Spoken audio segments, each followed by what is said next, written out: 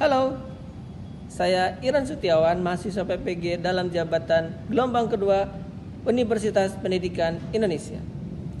Pada kesempatan kali ini, saya akan berbagi praktik pengalaman lapangan aksi yang kedua mengenai materi ajar yang menarik. Saya akan mengkolaborasikan berbagai isu-isu yang aktual di daerah tempat saya tinggal, yaitu Kabupaten Bogor, dan mengambil isu-isu terkini yang diaplikatifkan dalam pembelajaran dan menjadi materi yang menarik. Mari kita lihat bagaimana keseruan dalam pembelajarannya.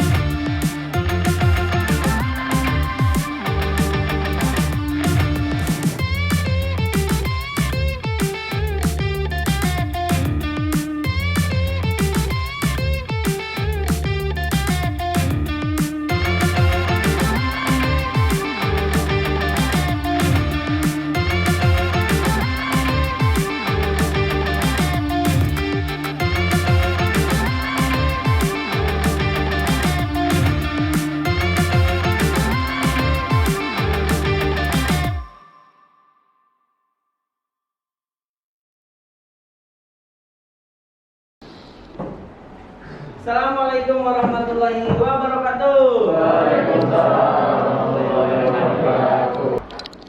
Terima kasih Mister ucapkan pada kesempatan hari ini kalian sudah masuk di kelas sosiologi ya. Mister apresiasi untuk ketidaktelatan. Berdoa terlebih dahulu. Silakan Hanif pimpin doa. Oke, sebelum kita memulai pelajaran sosiologi pada hari ini, alangkah baiknya kita berdoa.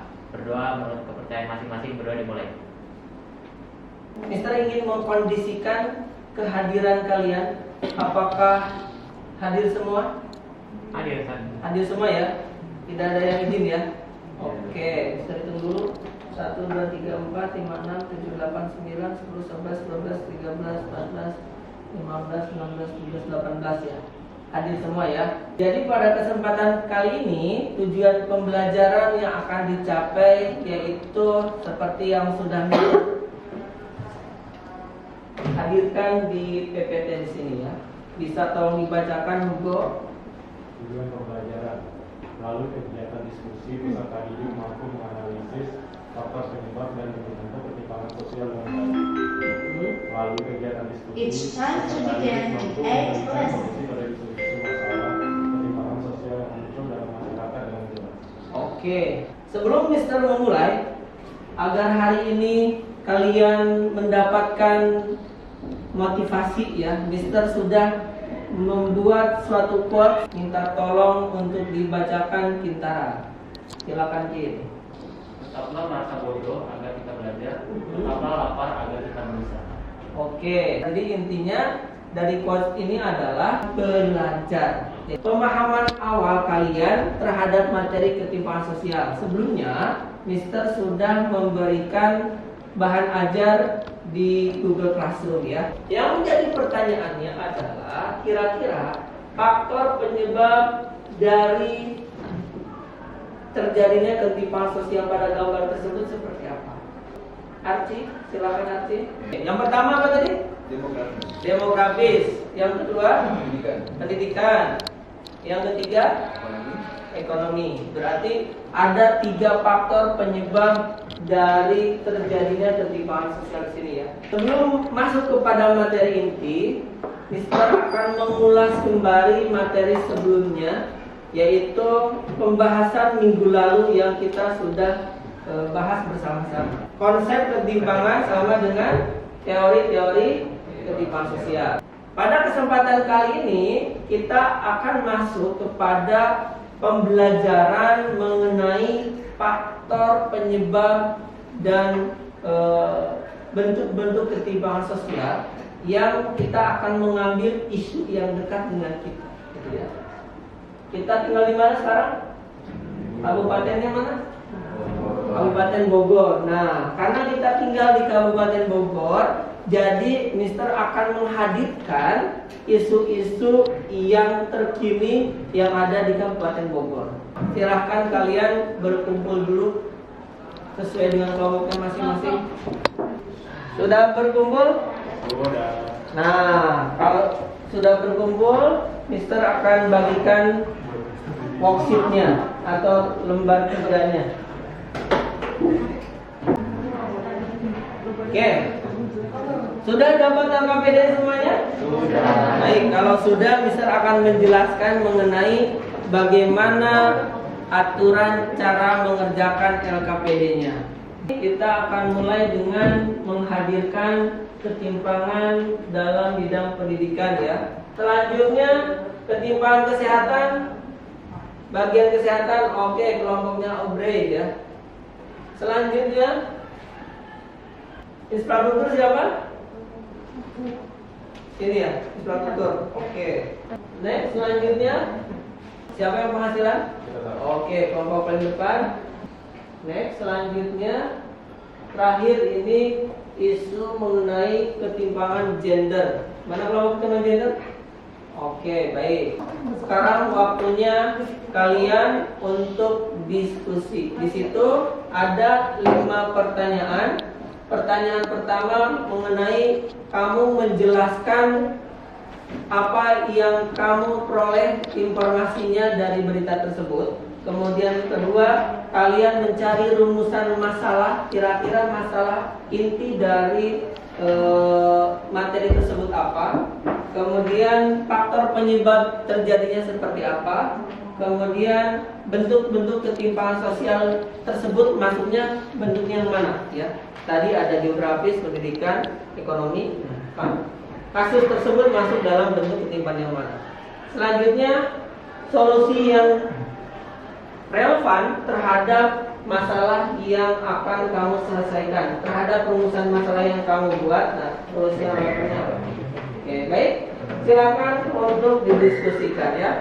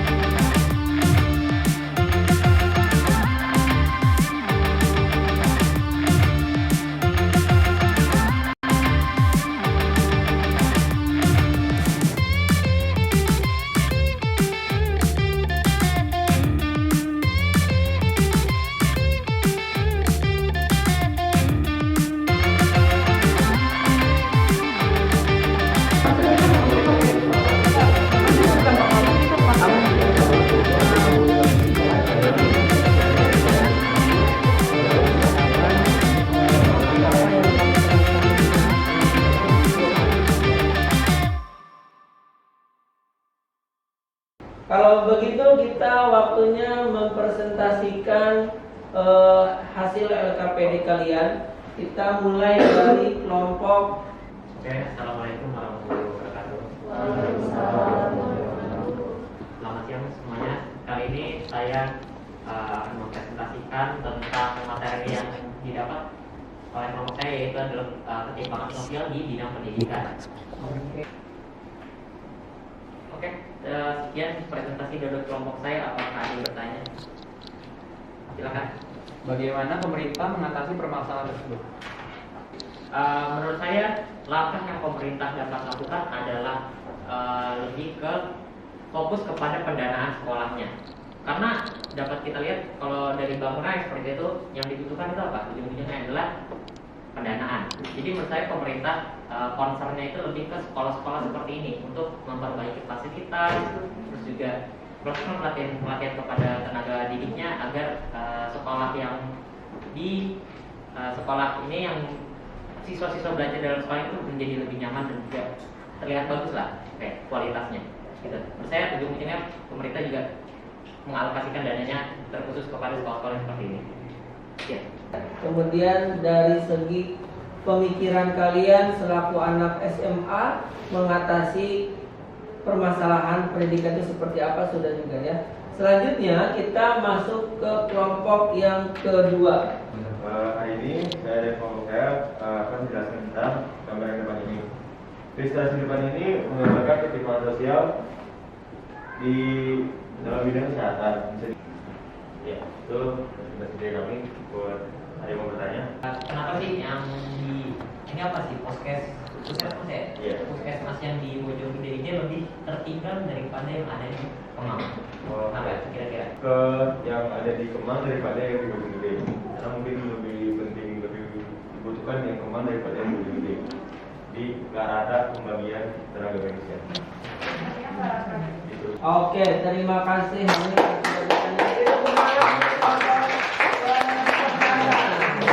Oke, kelompok selanjutnya setelah kesehatan adalah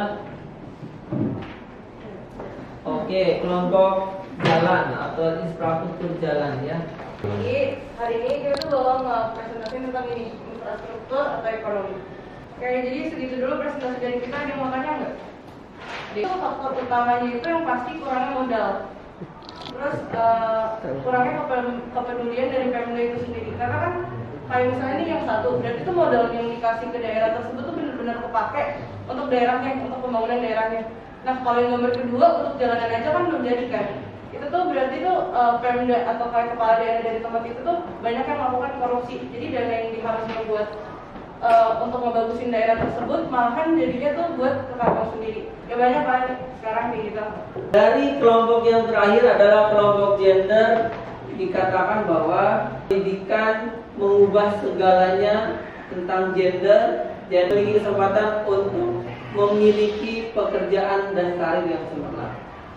Baik. Selanjutnya silakan duduk di kursinya masing-masing. Mister akan mengetes dengan kuis mengenai pemahaman pembelajaran kita kali ini. Silakan kasih nama dulu, kelas sama kelompoknya tadi kelompok apa. Oke, diangkat. Ya. Jawaban yang betul adalah C. Yes. Jawabannya adalah C juga. Oke. Number 2.